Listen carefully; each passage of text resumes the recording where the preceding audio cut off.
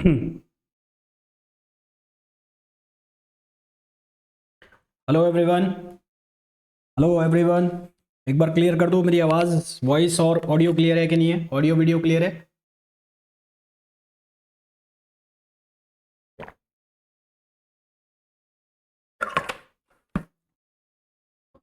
जो भी लोग लाइव है एक बार क्लियर कर दो, ऑडियो वीडियो क्लियर है या नहीं है?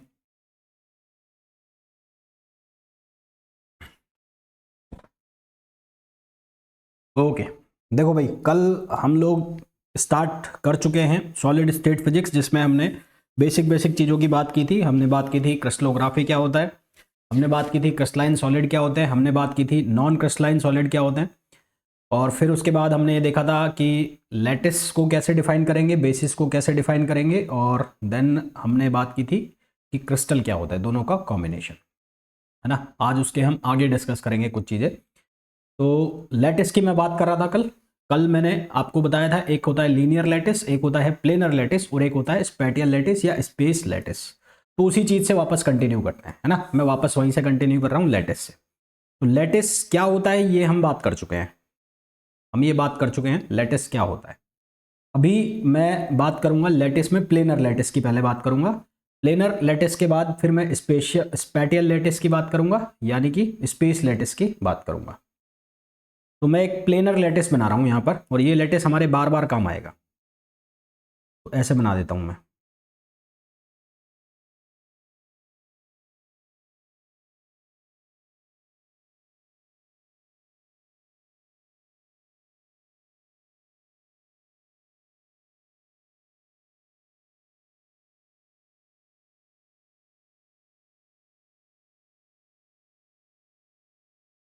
ये जो लैटिस बना है, इस लैटिस को हम कहते हैं प्लेनर लैटिस। ये प्लेन में बना है, तो that is why it is known as planar lattice. ठीक। और इसमें मैंने और बना दिए पॉइंट्स, ये पॉइंट हो गए, ये पॉइंट हो गए, ये पॉइंट हो गए, ये पॉइंट हो गए, ये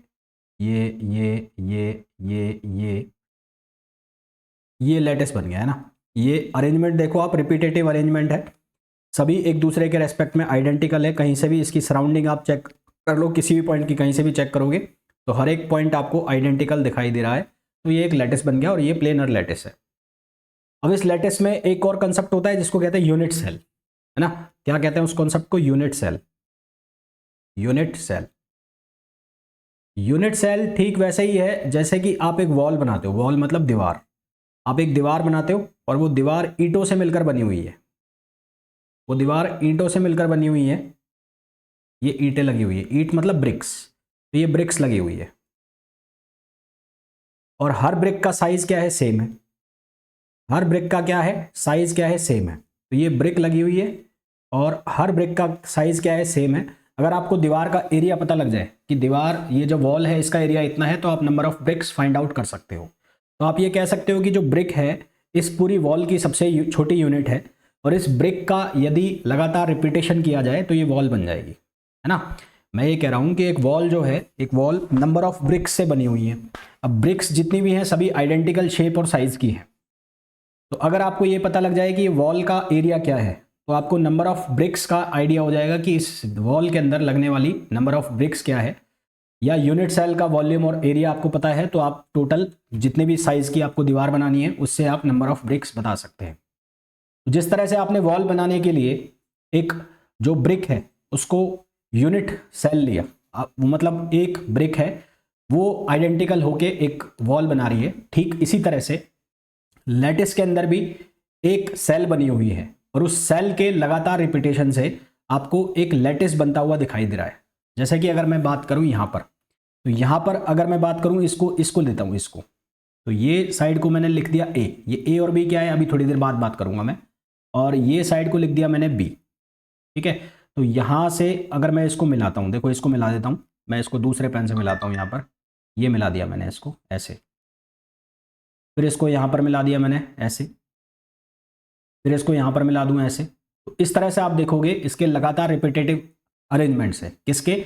ये जो यूनिट सेल मैंने बनाई है, इसको नाम भी दे देता हूं ओ, ए, बी और सी। तो इस यूनिट सेल के लगातार रिपीटेटिव अरेंजमेंट से मेरे को ये लैटिस बनता हुआ दिखाई दे रहा है।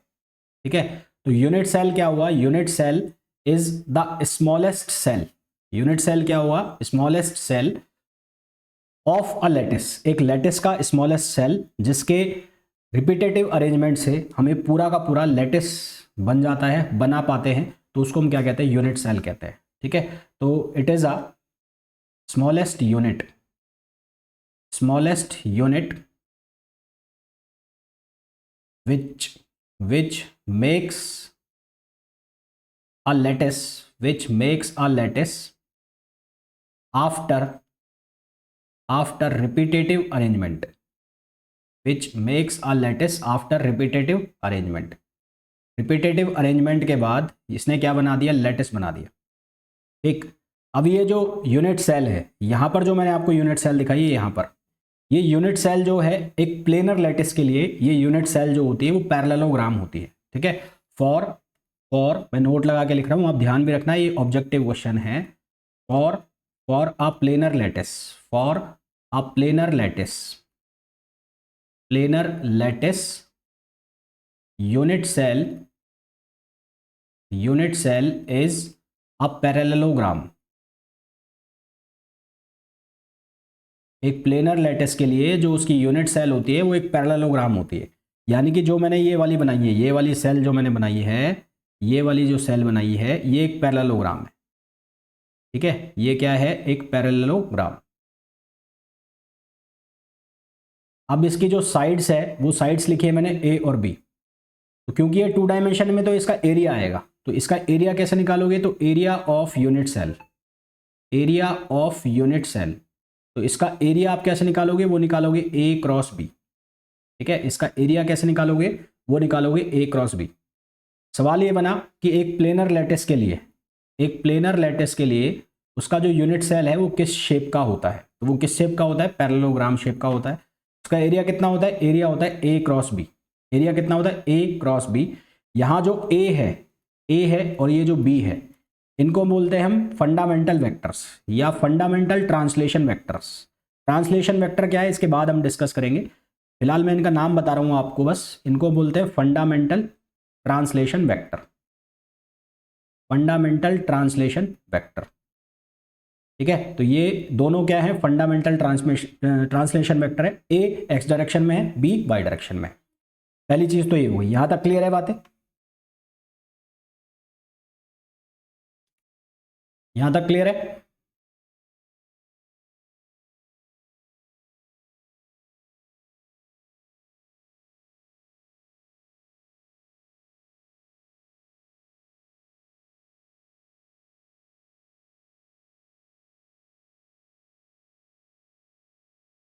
अच्छा एक चीज सुनो, आज मैंने पेपर का एनालिसिस किया था, पिछले 3 साल पुराने पेपर जो हैं उनको उठा के देखा था मैंने, तो मतलब मैंने पूरा ही देखा है। अभी थोड़ी देर बाद मैं उसको यूट्यूब पे अपलोड कर दूंगा, आज या नहीं तो कल अपलोड कर दूंगा। मैं तुम्हें बता देता हूँ, मॉडर्न फिजिक्स से लगभग 12 से 13 क्वेश्चन रिपीट आते हैं, मतलब मॉडर्न फिजिक्स से, जिसमें से अराउंड 3 से 4 क्वेश्चन जो हैं वो आते हैं तुम्हारे ये बोलते हैं क्वांटम मैकेनिक्स से। क्वांटम में भी जो पोर्शन है डी ब्रोगली वेवलेंथ वाला, ब्लैक बॉडी रेडिएशन वाला और अनसर्टेनिटी प्रिंसिपल वाला, है ना, de Broglie wavelength, uncertainty principle, black body radiation और फोटोन वाला, कुल मिला के जो फर्स्ट चैप्टर जो हमने पढ़ा था वो, तो वहाँ से क्वेश्चन ज़्यादा रिपीट होते हैं क्वांटम में। न्यूक्लियर फिजिक्स में ज़्यादातर जो क्वेश्चंस आते हैं वो आते हैं रेडियो एक्टिविटी लॉ से, रेडियो एक्टिविटी डिके से, और जो प्रॉपर्टीज़ ऑफ न्यूक्लियस है वहाँ से।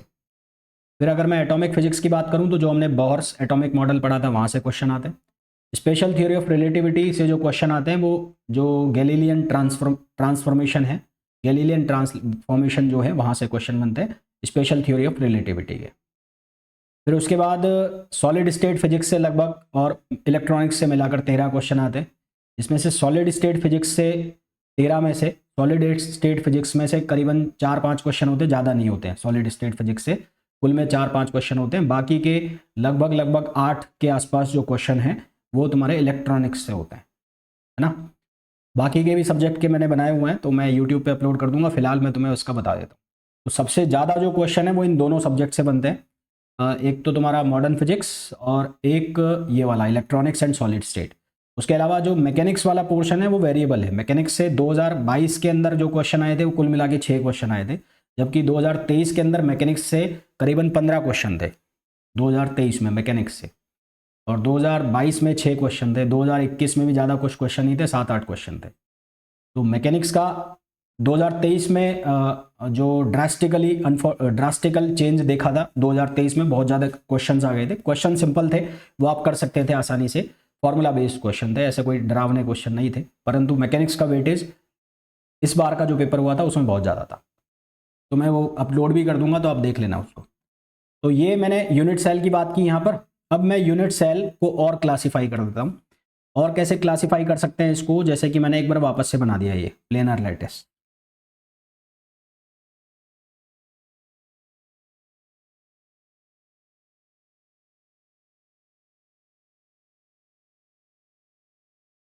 ये प्लेनर लैटिस मैंने एक बार वापस से बना दिया, इतना बहुत है। और मैं यहाँ पॉइंट लगा देता हूँ बीच में।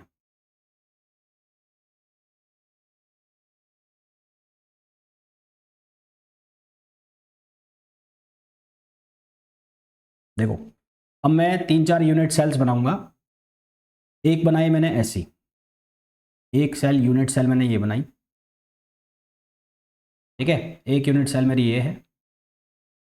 और फिर मैंने एक यूनिट सेल ये बनाई, ये एक यूनिट सेल ये है। और एक यूनिट सेल मैंने ये बनाई, ये है। एक यूनिट सेल मैंने ये बनाई। चारों यूनिट सेल दिख रही है आपको? इसको बोल दिया मैंने 1, इसको बोल दिया मैंने 2, इसको बोल दिया 3, और इसको बोल दिया मैंने 4। तो ये जो 4 यूनिट सेल दिख रही है आपको, 1 2 3 4, इनमें क्या डिफरेंस दिख रहा है? ये जो 4 यूनिट सेल मैंने बनाई हैं, इन चारों में क्या डिफरेंस दिखाई दे रहा है? अच्छा ये बताओ, 1 और 2 में क्या डिफरेंस है?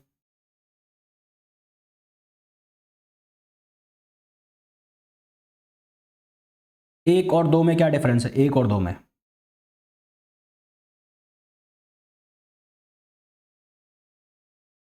नंबर 1 और नंबर 2 वाली जो यूनिट सेल है उसमें क्या डिफरेंस दिखाई दे रहा है?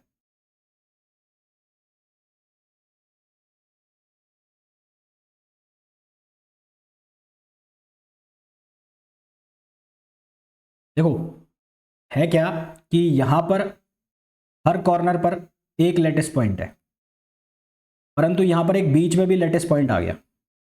यहां पर बीच में भी एक लेटेस्ट पॉइंट आ गया। और जबकि यहां पर देखोगे सेकंड नंबर पे, तो यहां पर हर एक कॉर्नर पर एक लेटेस्ट पॉइंट है, इसके अलावा बीच में कहीं पर भी कोई लेटेस्ट पॉइंट नहीं है। सेम कहानी थर्ड में है।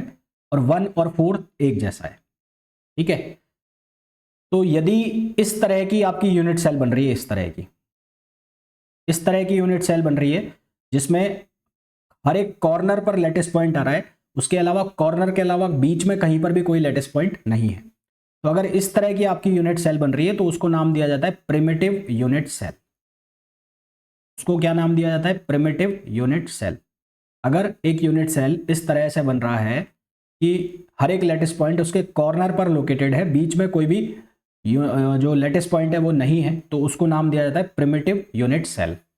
और अगर कोई यूनिट सेल इस तरह से बन जाए, जैसे कि ये नंबर 1 और 4 बना, जिसमें कॉर्नर पर तो है ही है और बीच में और कहीं पर भी आ गया कोई लेटेस्ट पॉइंट, तो उसको हम नाम देते हैं नॉन प्रिमिटिव यूनिट सेल।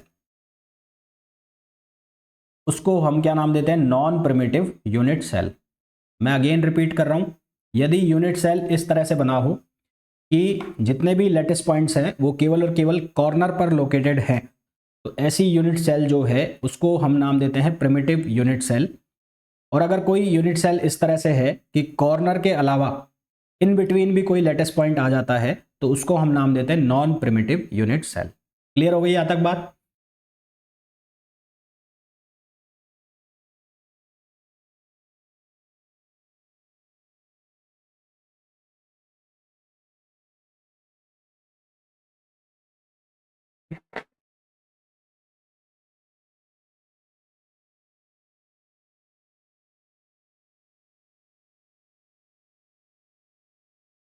अभी मैंने आपको ये बताया प्लेनर लैटिस के लिए। फिर अगर मैं इसको 3 डायमेंशन में कर दूं, मतलब मैं इसमें जेड डायरेक्शन और निकाल दूं, तो फॉर 3 डायमेंशन, अब 3 डायमेंशन में दिखा तो पाऊंगा नहीं यहाँ पर। 3 डायमेंशन में कुछ बना के देख लेते हैं कि कुछ ऐसा बन जाए, जैसे ये बन गया एक, ऐसा कुछ बना के देख लेते हैं। तो फॉर 3 डायमेंशन ऐसा कुछ,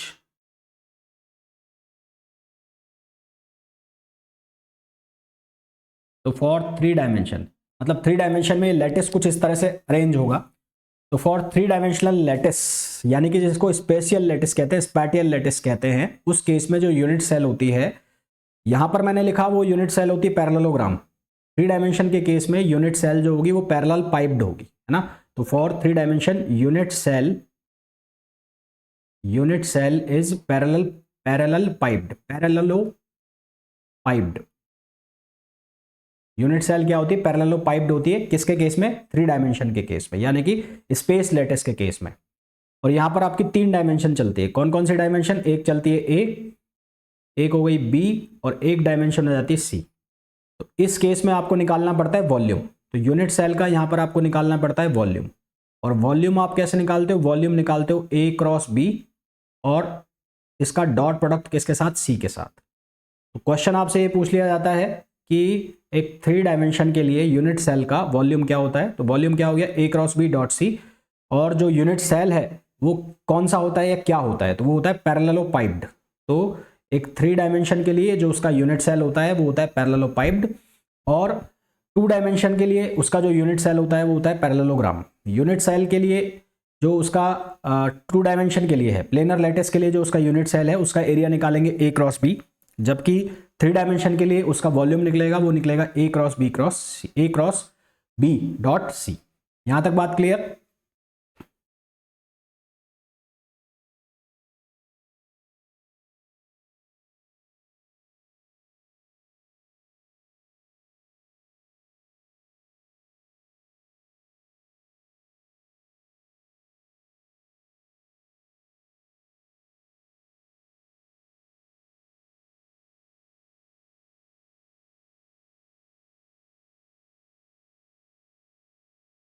अब देखो, अब एक मैं चीज बताऊंगा आपको जिसको हम नाम देते हैं ट्रांसलेशन वेक्टर।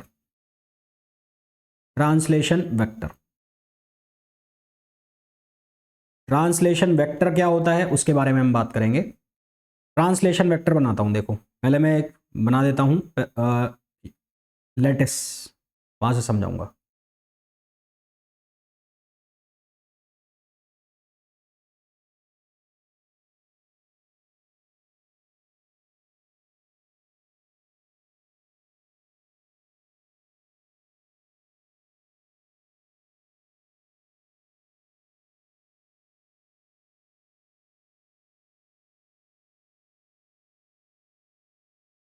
यहां पर मैंने एक इस तरह का लेटिस बना लिया।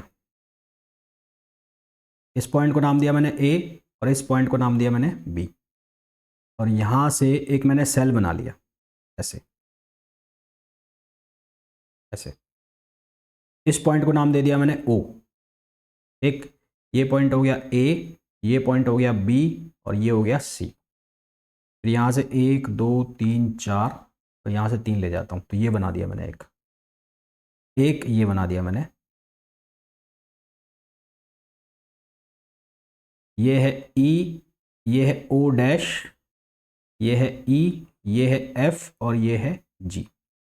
मैंने ओ को ओ डैश से मिला दिया,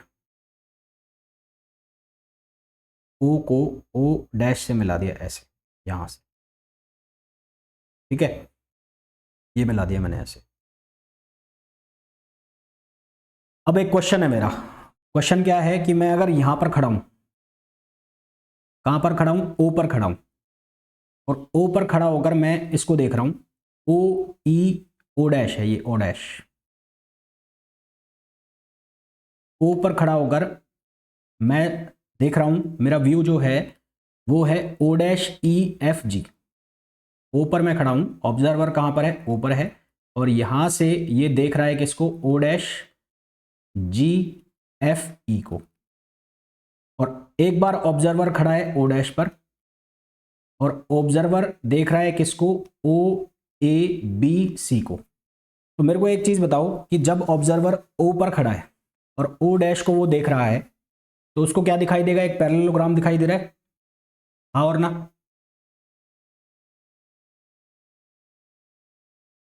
जब ऑब्जर्वर ओ पर खड़ा है और वो ओ डैश को देख रहा है तो उसको एक पैरेललोग्राम दिखाई दे रहा है, ओ डैश जी एफ ई, यस और नो।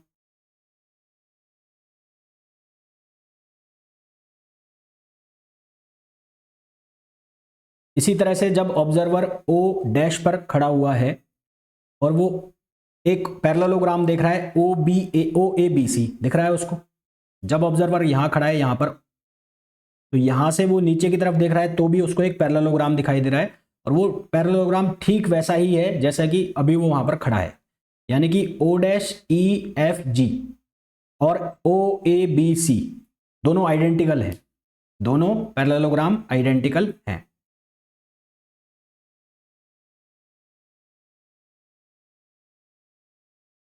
तो कुल मिलाकर मैंने क्या किया हुआ है, मैंने ओ ए बी सी जैसा पैरेललोग्राम ही बना दिया O dash E F G पर। और इसको बनाने के लिए मेरे को क्या करना पड़ा, मेरे को एक्स डायरेक्शन में कितना चलना पड़ा, एक्स डायरेक्शन में चलना पड़ा मेरे को ओ से 1 2 3 4, ओ से कितना चलना पड़ा 1 2 3 4, या आप ये कह लो यहां पर तो खड़े ही हैं 1 2 3, तो ओ से कितना दूर चलना पड़ा, यहां से यहां आया, यहां से यहां आया, यहां से यहां आया, और यहां से कितना चलना पड़ा, यहां से चलना पड़ा ये 1, कितना चलना पड़ा 1। तो मैं y में एक स्टेप ऊपर गया और x में 3 स्टेप इधर गया, और ऐसा करने पर जब मैंने देखा तो एक मेरे को सेम सेल रिपीट हो गया, है ना। तो एक वेक्टर होता है जिसको हम कहते हैं ट्रांसलेशन वेक्टर, जिसको लिखते हैं t से, ट्रांसलेशन वेक्टर जिसको लिखते हैं t से। ये ट्रांसलेशन वेक्टर का फॉर्मूला होता है 2 डायमेंशन के लिए n1a प्लस n2b, n1a और n2b। ए और बी का मतलब क्या है, प्राइमरी या primitive fundamental vectors, fundamental vector से ए और बी। n1 और n2 का मतलब क्या है, n1 और n2 है integers, n1 and n2 are integers. Integers का मतलब है पूरी क्लियर वैल्यू होगी, फ्रैक्शन में वैल्यू नहीं होगी। तो n1 and n2 are integers, are integers. तो अब यहां पर n1 की वैल्यू कितनी आ रही है, 1 2 3, 3 आगे चलना पड़ा, और n2 की वैल्यू कितनी आ रही है 1। तो ओ डैश की शेप बनाने के लिए मेरे को यहां से इसको कितना चलाना पड़ा होगा, कितना चलाना पड़ा होगा, n1 कितना चला 3, तो ये 3a, और n2 कितना चला 1, तो ये nb, यानी कि n1 की वैल्यू कितनी हो गई 3 और n2 की वैल्यू कितनी हो गई 1। तो ट्रांसलेशन जो शब्द है, वो ट्रांसलेशन शब्द का मतलब है, ये वर्ड आया है ट्रांसलेशन ऑपरेशन से। ट्रांसलेशन ऑपरेशन का मतलब क्या होता है कि यदि आप किसी यूनिट सेल को या किसी एटम को दूसरी जगह पर शिफ्ट कर रहे हो, और जिस जगह पर शिफ्ट कर रहे हो वहां पर भी उसकी जो शेप है, साइज है, वो वैसा ही रहे जैसा वो पहले था। जैसे कि इस केस में ये यूनिट सेल जो यहां पर है लोकेटेड, इसको जब मैंने यहां से शिफ्ट करके यहां पर भी देखा तो भी इसकी शेप और साइज क्या है, सेम है। यानी कि O और O डैश के बीच की जो डिस्टेंस है, रिलेटिव डिस्टेंस O डैश के बीच की, वो इस तरह से है कि यहां से उठाकर इसको अगर मैं यहां रख दूं तो भी दोनों की शेप और साइज जो दोनों क्या है, आइडेंटिकल है। तो O डैश के बीच की जो डिस्टेंस है उसको हम कहेंगे ट्रांसलेशन वेक्टर या ट्रांसलेशन ऑपरेशन। तो ट्रांसलेशन वेक्टर का मतलब क्या है, रिलेटिव डिस्टेंस बिटवीन 2 पॉइंट्स। इस चीज का मतलब क्या है, relative distance between 2 points, relative distance between 2 points, between 2 points. और ये जो 2 पॉइंट्स के बीच की जो डिस्टेंस है ये इस तरह से होनी चाहिए कि जो आप शेप को, यूनिट सेल को या जिस भी चीज को आप शिफ्ट कर रहे हो उसकी शेप के अंदर कोई भी चेंजेस नहीं आने चाहिए। यहां पर n1 और n2 जो है वो इंटीजर्स होंगे, अगर वो इंटीजर्स नहीं है, अगर वो फ्रैक्शन में है तो फिर कहानी चेंज हो जाएगी। वो क्या होगी अभी मैं थोड़ी देर बाद बताऊंगा। तो ये जो मैंने फॉर्मूला लिखा है ये 2 डायमेंशन के लिए है। किसके लिए है, 2 डायमेंशन के लिए। अगर 3 डायमेंशन के लिए लिखेंगे तो for 3 dimension, for 3 dimension 3D के लिए जो फॉर्मूला है वो क्या बन जाएगा, वो बन जाएगा n1a plus n2b plus n3c। ये 3 डायमेंशन के लिए बन जाएगा, where a, b, c are the fundamental vectors, are the fundamental vectors, are the fundamental vectors. ये क्या है? फंडामेंटल वेक्टर्स हैं, जबकि n1, n2 and n3 are integers, n1, n2, n3 are integers, are integers यानी कि fraction में होना चाहिए। अगर ये इंटीजर्स हैं, अगर ये इंटीजर्स हैं तो ये जो बनेंगी, जितनी भी सेल्स बनेंगी वो प्रिमिटिव सेल्स होंगी। अगर ये इंटीजर्स हैं तो ये क्या बनेंगी? प्रिमिटिव सेल बनेंगी। फॉर एग्जांपल, मैं इसी एग्जांपल को वापस ले लेता हूं यहां पर, यानी कि मैंने ऐसा कुछ बनाया,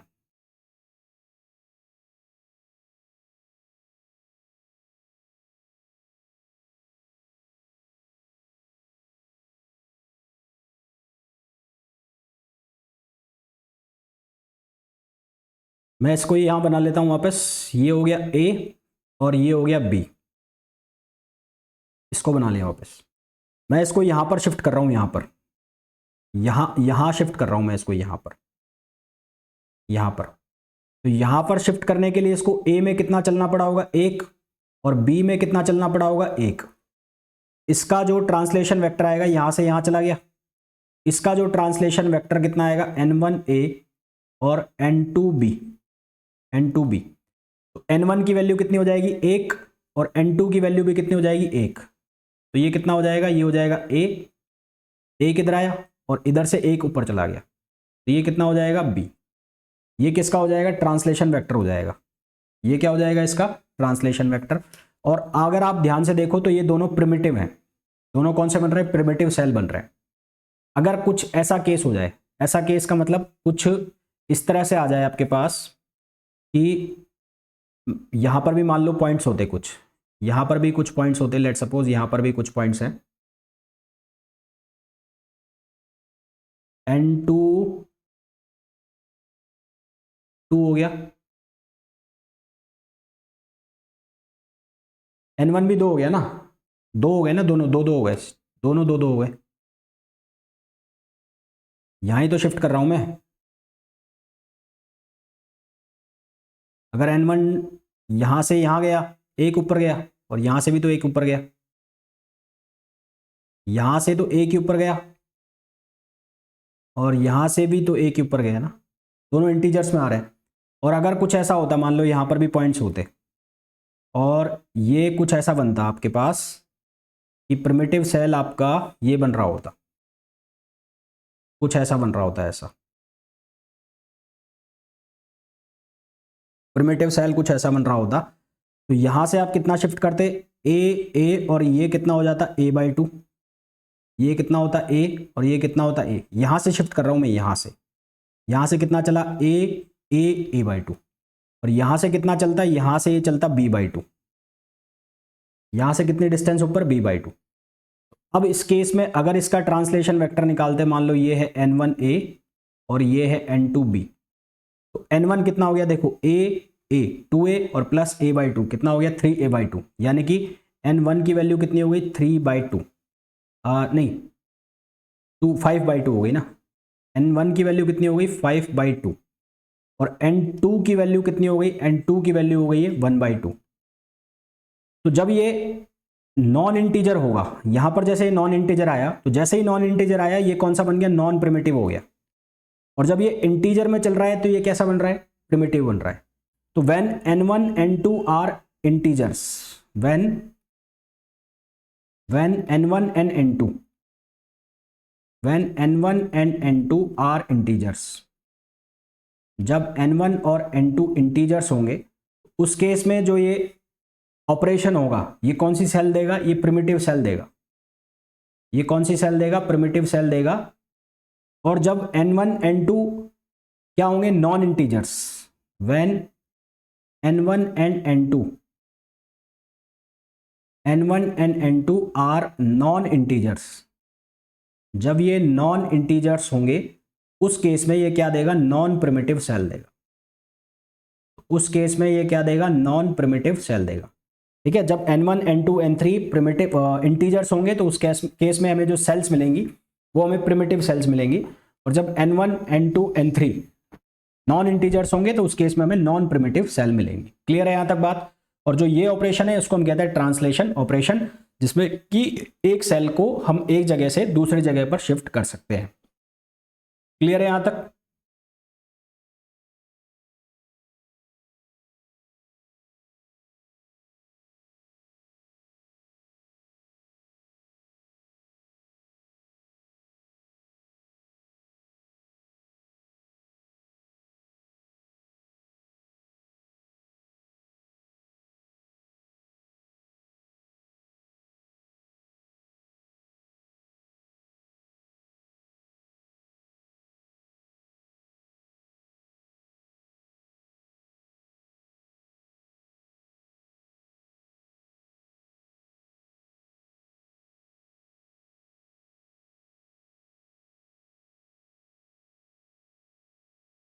बोलिए भाई, बोलिए, जल्दी बताएं।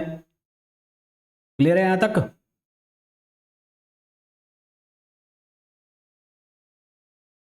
अब देखो, जब मैं यूनिट सेल की बात कर रहा हूं तो 3 डायमेंशन यूनिट सेल की पहले मैं बात करूंगा।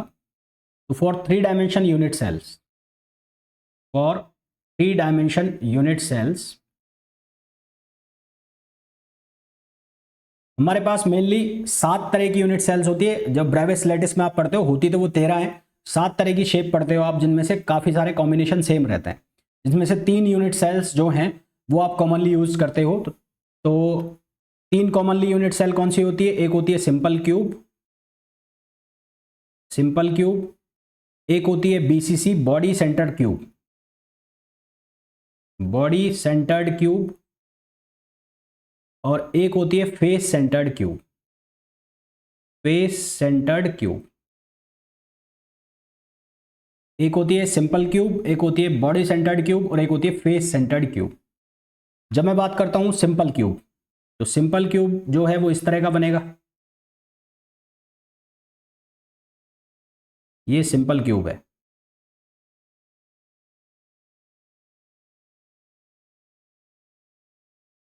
और इसके हर एक कॉर्नर पर एक एटम बैठा हुआ है या एक मॉलिक्यूल बैठा हुआ है।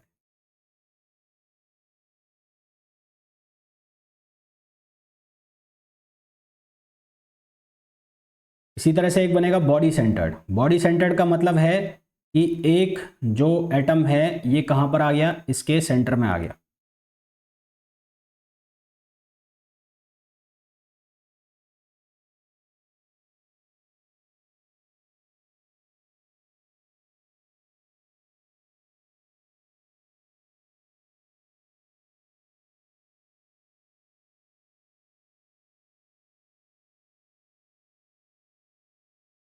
ये बॉडी सेंटर्ड हो गया। एक होगा फेस सेंटर्ड।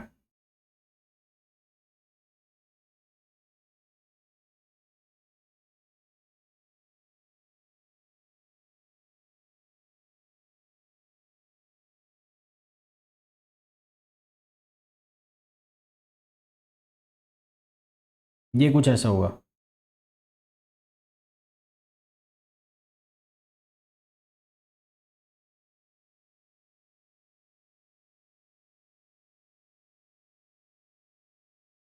फेस का मतलब ये एक यहाँ पर आ गया, एक यहाँ पर आ गया, 2, एक यहाँ पर आ गया, 3, एक यहाँ पर आ गया, 4, यहाँ पर आ गया 5, और यहाँ पर आ गया 6। तो ये सबसे पहला जो दिख रहा है आपको ये सिंपल क्यूब, दूसरा जो दिख रहा है आपको बॉडी सेंटर्ड क्यूब, तीसरा जो आपको दिख रहा है वो है फेस सेंटर्ड क्यूब। शॉर्ट में इसको बोलते हैं हम बीसीसी, शॉर्ट में इसको हम नाम देते हैं एफसीसी, और शॉर्ट में इसको हम नाम देते हैं एससी। ठीक है, अभी आपको ये दिख रहा होगा कि इन एटम्स के बीच की डिस्टेंस बहुत ज़्यादा है, क्योंकि हमने ये समझने के पर्पज से बनाया है। एक्चुअल में मैंने आपको बताया था कि इनके बीच की जो डिस्टेंस है वो इनके साइज के बराबर ही होती है। साइज के बराबर मतलब जितनी इनकी रेडियस होती है उतनी ही इनके बीच की डिस्टेंस होती है।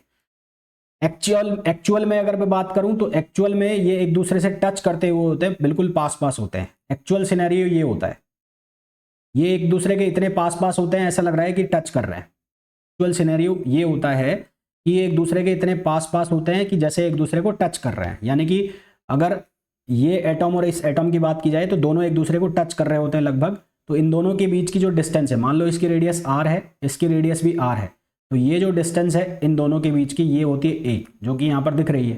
तो a बराबर कितना होता है 2r और r बराबर कितना होता है a/2। एक्चुअल सिनेरियो ये होता है। क्लियर है यहां तक बात?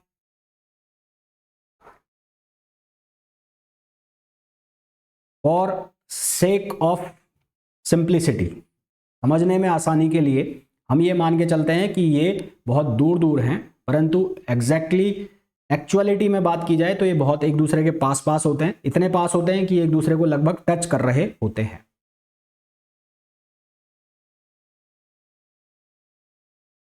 ठीक है, अब मैंने जब यूनिट सेल की बात की तो एक इंपॉर्टेंट कंसेप्ट यहां से निकलता है जिसको कहते हैं number of unit cells, number of atoms per unit cell, number of atoms per unit cell, number of atoms per unit cell.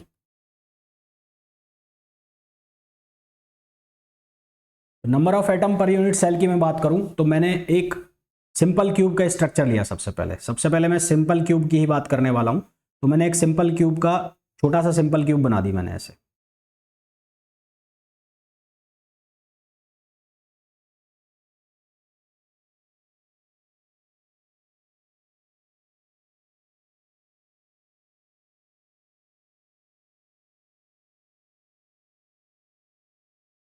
और फिर मैंने यहां पर एक एटम बिठा दिया और अब इसके साइड में भी मैंने एक यूनिट सेल बना दी।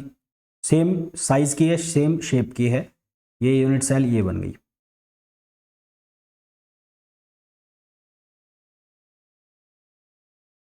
ये बन गई। इसी तरह से मैंने दो यहां बना दी।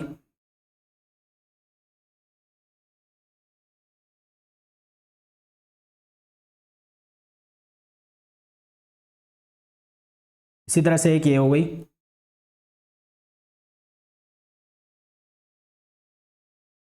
और एग्जैक्टली सेम इसके ऊपर बना दी।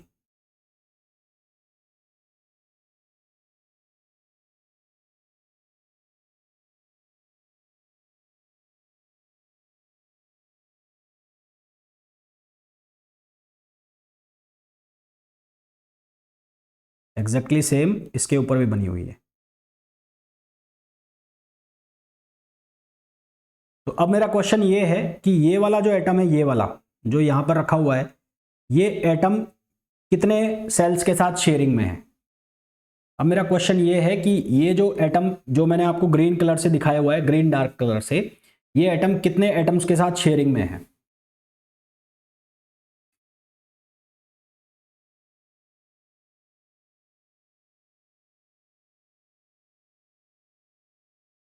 ये कितने सेल्स के साथ शेयरिंग में, सॉरी एटम्स के साथ नहीं, कितने सेल्स के साथ शेयरिंग में है।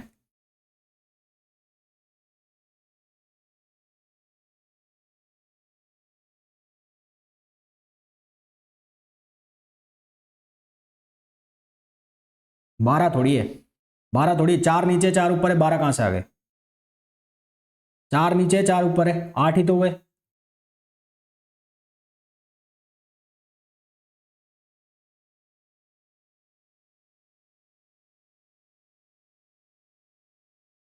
भाई चार नीचे चार ऊपर है, तो कितने को साथ शेयर कर रहा है, 8 के साथ शेयरिंग में है ना।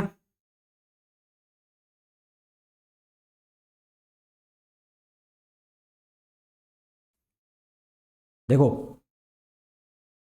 एक, दो, तीन, चार, पाँच, छ, सात और 8, कितनों के साथ शेयरिंग में, 8 के साथ है ना।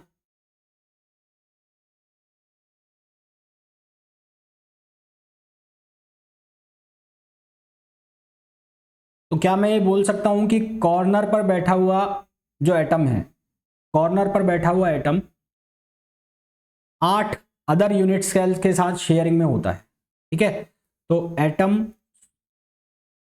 Atoms at corner, atoms at corner is in sharing, is in sharing with 8 cells, corner पर जो बैठा हुआ एटम है वो कितने सेल्स के साथ शेयरिंग में होता है? 8 सेल्स के साथ में होता है। तो एक सेल के पास कितना हिस्सा आएगा उसका? तो एक सेल के पास कितना हिस्सा आएगा? Then share of atom with one cell, share of atom with one cell कितना होगा? 1/8 होगा। आया ना?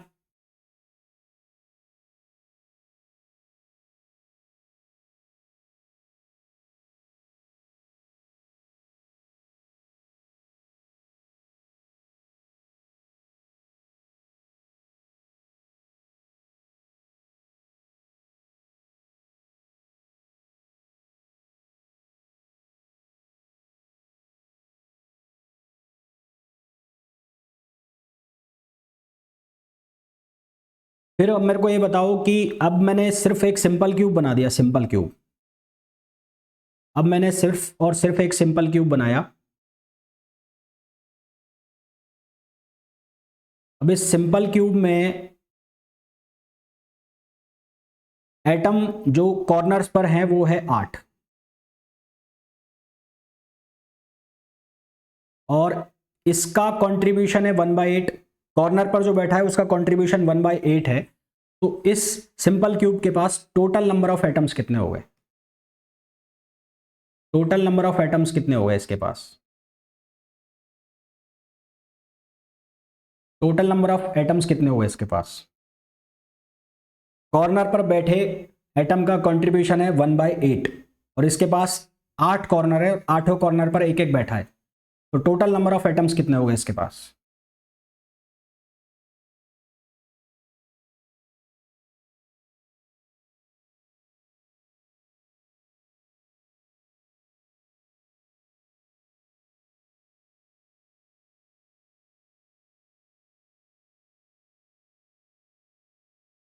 एक हो गए। 8/8 कितना हो गया? 1। ठीक है, तो मैं क्या बोल सकता हूं? For simple cube number of atoms per unit cell, number of atoms per unit cell कितना हो जाएगा? 1 हो जाएगा। ठीक है, ये इंपॉर्टेंट क्वेश्चन बन गया आपका, पहली चीज। दूसरी चीज, यहां से एक फॉर्मूला भी मैं बना लेता हूं कि for corner atoms number of atoms per unit cell, for corners atoms number of atoms per unit cell कितना हो जाएगा? NC/8। मतलब अगर आपके पास कॉर्नर पर 8 कॉर्नर है, 8 के 8 कॉर्नर पर बैठे हैं, तो 8/8 कितना हो गया? 1। तो total number of atoms per unit cell कितने हो गए? 1 हो गया। अगर यहां पे मान लो 24 कॉर्नर होते तो 24/8 हो जाता, तो कितना हो जाता number of atoms per unit cell? 3 हो जाता। क्लियर है? यहां तक क्लियर है भैया आपको?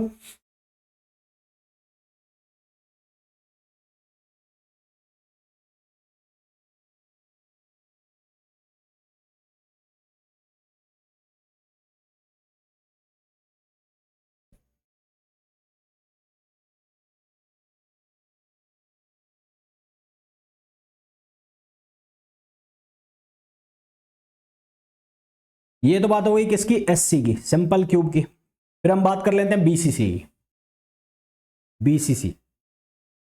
बीसीसी मतलब बॉडी सेंटर्ड क्यूबिक। तो इसका कुछ इस तरह से बन गया।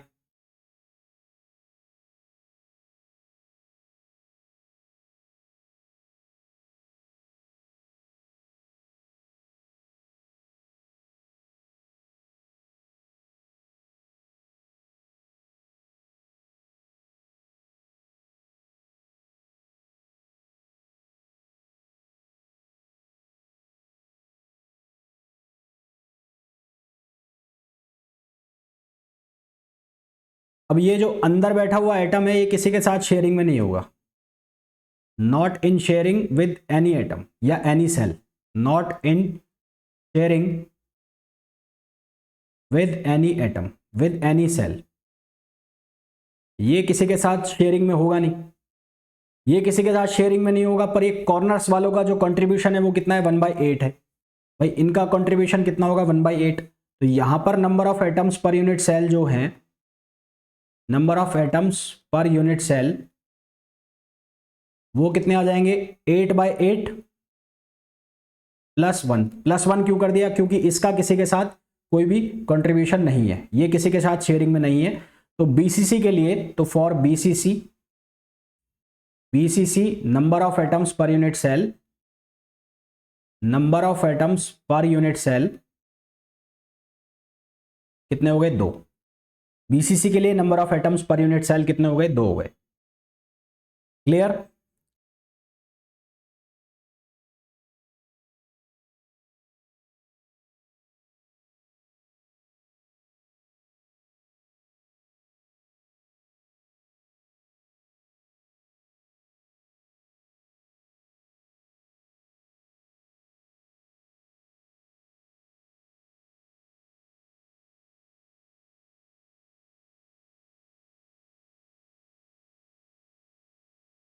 फिर हम बात करते हैं किसकी, एफसीसी की।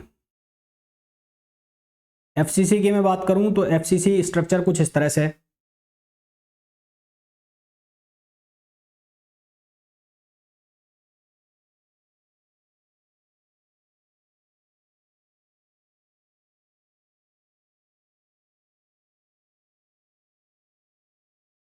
एक, दो, तीन, चार, पाँच, छ और कॉर्नर पर बैठे हैं। ये कॉर्नर पर है 1, 2, 3, 4, 5, 6, 7, 8। अब यहाँ पर फेस पर बैठे हुए हैं, फेस पर। तो अगर मैं इसके बगल में बना देता हूँ ऐसा ही कुछ, इसके साइड में बना देता हूँ, डॉट डॉट करके दिखा देता हूँ आपको।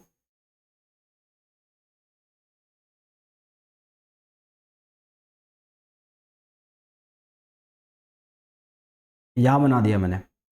तो आप ध्यान से देखो, ये फेस पर बैठा हुआ जो एटम है, फेस पर बैठा हुआ जो एटम है, ये 2 सेल्स के साथ शेयरिंग में है। फेस पर बैठा हुआ जो एटम है ये 2 सेल्स के साथ शेयरिंग में, एक तो ये हो गई और एक ये बगल वाली हो गई, इसके पास वाली हो गई। यानी कि एक सेल के पास आधा एटम है, एक सेल के पास कितना एटम है, आधा। तो कुल इसके पास फेस कितने, 6। तो एक फेस पर एक है जिसका कंट्रीब्यूशन कितना है, हाफ है। तो कुल कंट्रीब्यूशन कितना हो गया 6/2 यानी कि 3, है ना। कुल कंट्रीब्यूशन कितना हो गया 6/2 यानी कि 3। तो इसके लिए जो नंबर ऑफ एटम्स है पर यूनिट सेल वो कितने आ जाएंगे, number of atoms per unit cell कितने आ जाएंगे, वो आ जाएंगे 8/8, ये तो कॉर्नर्स वाले। और फेस वालों कितना हो गया 6/2, ये कितना हो गया, ये हो गया 4। तो total number of atoms per unit cell for FCC कितने हो गए 4, बीसीसी के लिए कितना हो गया 2, और सिंपल क्यूब के लिए कितना आ गया था, ये 1 आ गया था। तो अगर एक स्टैंडर्ड फॉर्मूला बनाना चाहूं, अगर एक स्टैंडर्ड फॉर्मूला बनाना चाहूं number of atoms per unit cell का, पर यूनिट सेल का एक स्टैंडर्ड फॉर्मूला मैं बनाना चाहूं, तो वो फॉर्मूला क्या बनेगा, फॉर्मूला बनेगा NC/8। मतलब कॉर्नर पर जो नंबर ऑफ एटम्स है अपॉन 8, प्लस फेस पर जो नंबर ऑफ एटम्स है उनको 2 से डिवाइड करना है, NF/2। और जो इंटीरियर अंदर जो बैठा है वो किसी के साथ शेयरिंग में नहीं होगा। तो ये हमारे पास एक स्टैंडर्ड फॉर्मूला हो गया, ये हमारे पास एक स्टैंडर्ड फॉर्मूला हो गया number of atoms per unit cell निकालने का। NC/8 where NC is the number of corner atoms, NF मतलब नंबर ऑफ फेस एटम्स, और NI मतलब नंबर ऑफ इंटीरियर एटम, मतलब जो अंदर बैठा हुआ है जो किसी के साथ शेयरिंग में नहीं है। तो इस फॉर्मूला से हम किसकी वैल्यू निकाल सकते हैं, हम number of atoms per unit cell की वैल्यू फाइंड आउट कर सकते हैं। क्लियर है यहां तक।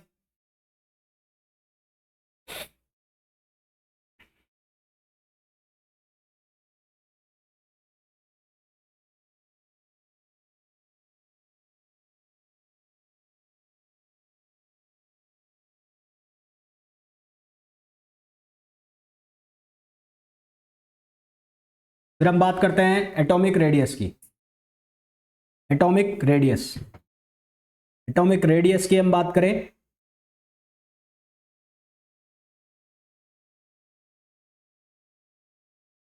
Atomic radius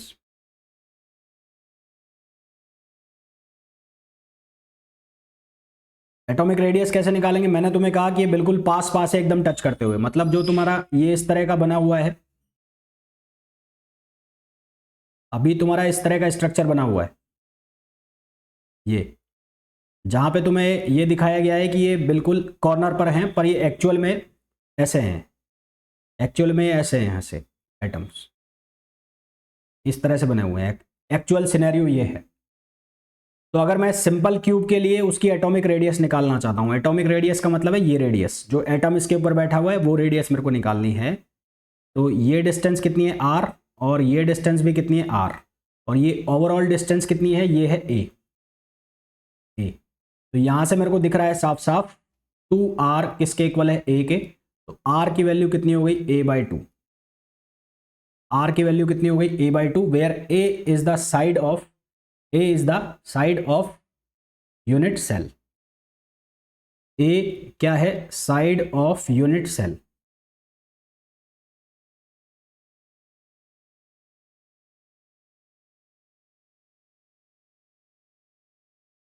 side of unit cell.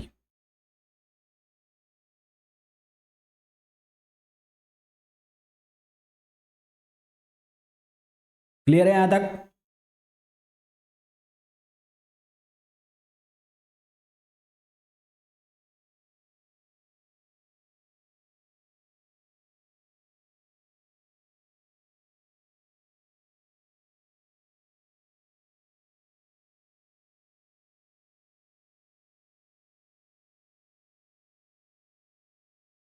फिर मैं बनाता हूं बीसीसी के लिए, बीसीसी के लिए बीसीसी का जो स्ट्रक्चर है वो कुछ ऐसा होगा।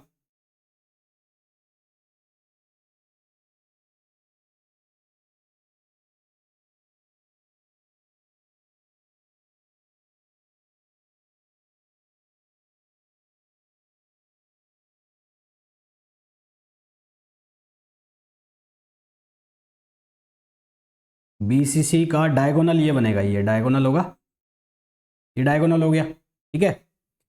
तो ये सेंटर में आ गया एटम, तो एक एटम सेंटर में आ गया, ये कुछ इस तरह से एटम जो सेंटर में बैठा है वो ऐसे है, ये ऐसे। और एक आधा यहाँ पर है, ये टच करता हुआ मैं दिखा नहीं पा रहा हूँ एग्जैक्ट, और ये एक आधा यहाँ पर है आर, ये दोनों आपस में टच कर रहे हैं, और ये यहाँ पर होगा जो इसके साथ टच कर रहा हुआ है ऐसे।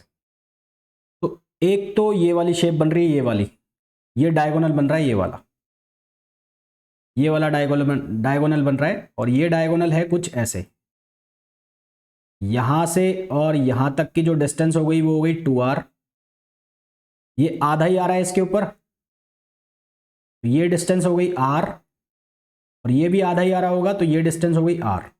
तो वो ये वाली डिस्टेंस है, ये वाली। तो ये डिस्टेंस कुल कितनी हो गई, ये डिस्टेंस कुल हो गई 4r।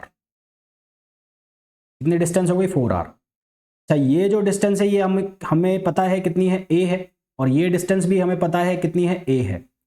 तो ये एक स्क्वायर बन रहा है नीचे, तो स्क्वायर का ये डायगोनल हो गया, ये वाला, ये डायगोनल हो गया। तो इसकी जो वैल्यू हो गई वो कितनी हो गई, a√2, a√2। तो ये नीचे वाली साइड मैंने बाहर निकाल ली, ये कितनी है, a√2 है, और ये वाली साइड कितनी है, a है। तो इस वाली साइड को मैंने यहां बना दिया, ये बन गया a। तो अब मैंने ये ट्राइंगल बना लिया, ये ट्राइंगल, ये हो गया a√2, ये हो गया a, और ये हो गया 4r। तो कुल मिलाकर मैंने ये ट्राइंगल बनाया, ये वाला, ये ट्राइंगल बनाया है, ये ट्राइंगल, ठीक है। तो ये एक बन गया। पाइथागोरस थ्योरम यहाँ पर लगाएंगे, तो पाइथागोरस थ्योरम लगाते हो तो ये क्या बनेगा, 4r² इक्वल्स टू, ये हो जाएगा 2a² प्लस a²। तो ये बनेगा 4r² इक्वल्स टू 3a²। तो यहाँ से r² की जो वैल्यू आएगी वो आएगी 3a²/4, और r की वैल्यू कितनी हो जाएगी, a√3/2। तो ये बीसीसी के लिए एटॉमिक रेडियस हो गई। तो ये एटॉमिक रेडियस है फॉर बीसीसी, एटॉमिक रेडियस, ये किसके लिए, बीसीसी के लिए। ये एटॉमिक रेडियस किसके लिए थी, एससी के लिए। क्लियर है यहां तक बात।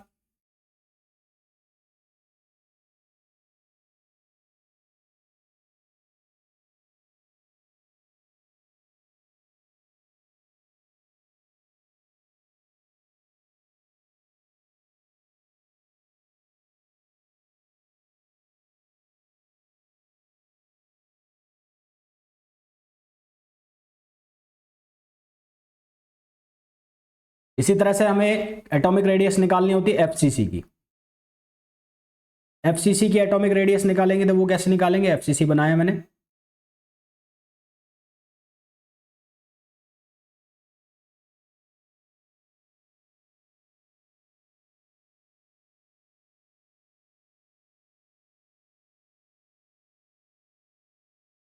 तो ये मैंने बना दिया। ये मैं सिर्फ ये वाला फेस निकाल रहा हूं, जो सामने फेस दिख रहा है इसको मैं बाहर निकाल रहा हूं। तो ये जो फेस दिखाई दे रहा है सामने से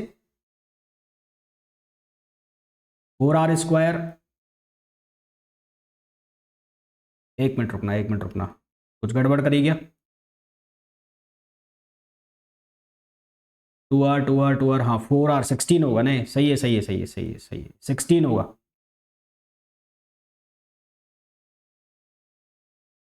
इसको सही कर देता हूँ, एक मिनट रुको। तो ये हो जाएगा कितना 16 और ये हो जाएगा 4। आप ठीक है, अब क्लियर है।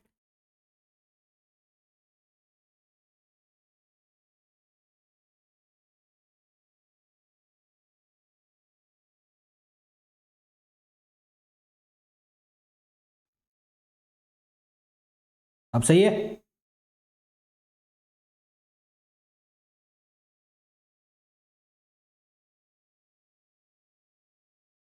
अब मैं ये फेस निकाल रहा हूं जो सामने दिख रहा है, तो ये सामने वाला फेस निकाल लिया मैंने। ये सामने वाला फेस आ गया और इस फेस के लिए ऐसे चला गया ये से। तो ये यूं जा रहा है यूं। तो ये कितना देगा 2r कंट्रीब्यूशन, ये कितना देगा r और ये भी कितना देगा r। तो यहां से और यहां तक की जो डिस्टेंस हो गई वो हो गई 4r। ये डिस्टेंस हो गई 4r, ये डिस्टेंस रहेगी a और ये डिस्टेंस भी रहेगी a। ट्राइंगल जो बन गया वो ऐसा बन गया 4r a और a। क्या बनेगा, यहां बनेगा 16r² इक्वल्स टू 2a² और r² इक्वल्स टू 8।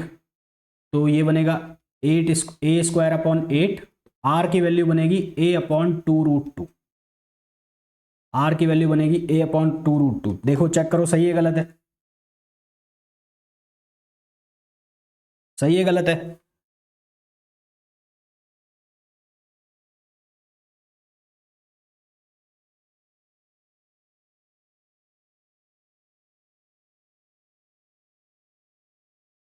तो एफसीसी के लिए उसकी जो रेडियस एटॉमिक रेडियस है एफसीसी के लिए वो हो गई a अपॉन 2√2। बीसीसी के लिए उसकी जो एटॉमिक रेडियस है ये बीसीसी के लिए है, ये कितनी हो गई a√3 अपॉन 4। और सिंपल क्यूब के लिए उसकी जो एटॉमिक रेडियस है वो हो गई a/2।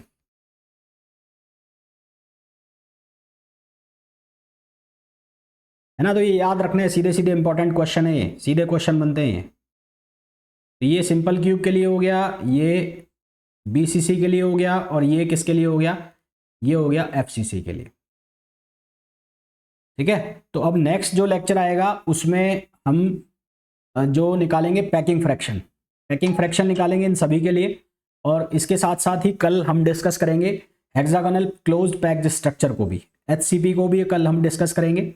और बाकी जो बची हुई चीज़ें हैं उनको भी हम कल डिस्कस करने की कोशिश करेंगे, नहीं तो परसों तक तो हो ही जाएगा। क्लियर है यहाँ तक।